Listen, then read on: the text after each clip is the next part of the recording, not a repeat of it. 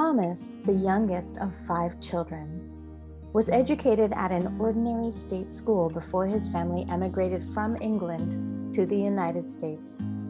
There, Thomas was able to take up a responsible position in a cotton mill in one of the southern states, from which he derived a considerable income. His comfortable financial position enabled him to pay regular visits to his relatives in England each summer and to take long holidays on the continent.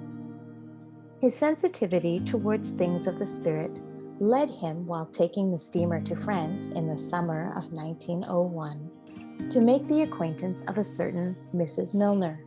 The master had told Maxwell that she should on no account absent herself from Paris, so May had remained there throughout the summer of 1901, temporarily residing with another Baha'i, Edith Jackson.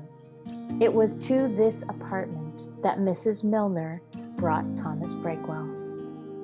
After a mysterious spiritual experience, which alerted Thomas to the truth and significance of the Baha'i revelation, as he departed from his initial meeting with May Maxwell, he returned and studied the cause for 3 days with her.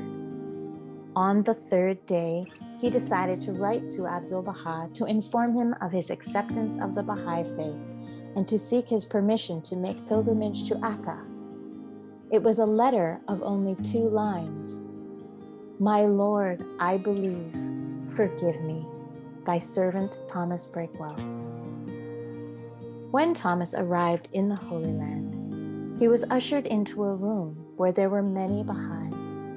His joy only overflowed, however, when Abdu'l-Baha entered the room. Immediately, Thomas recognized his Lord. In his interview with Abdu'l-Baha, Thomas explained how he enjoyed substantial remuneration for his work in the United States, but he also expressed a sudden conviction of sin when he added that these cotton mills were run on child labor. The master looked at him gravely and silently, then said, "Cable your resignation." May's account tells how Thomas obeyed Abdu'l-Baha at once.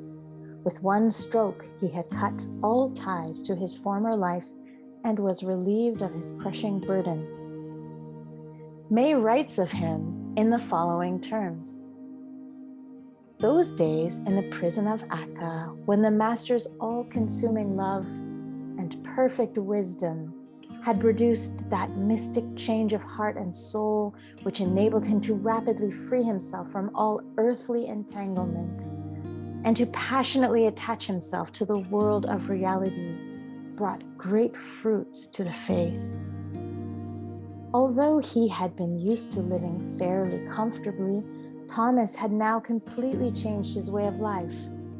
He returned to his studies and went to live in an inexpensive neighborhood, probably at number 14 Rue Léonie, the place of residence entered on his death certificate. The same document, discovered in 1979, tells us that he was working as a stenographer before his death. Although Thomas lived a long way from the city center, he used always to go on foot to the Baha'i meetings in order to save his fare and make his contribution to the teaching work in Paris. He was the first Baha'i in the West to pay huququllah, the right of God. No care for the future ever oppressed his mind. He had but one concern: to serve humanity until his last breath.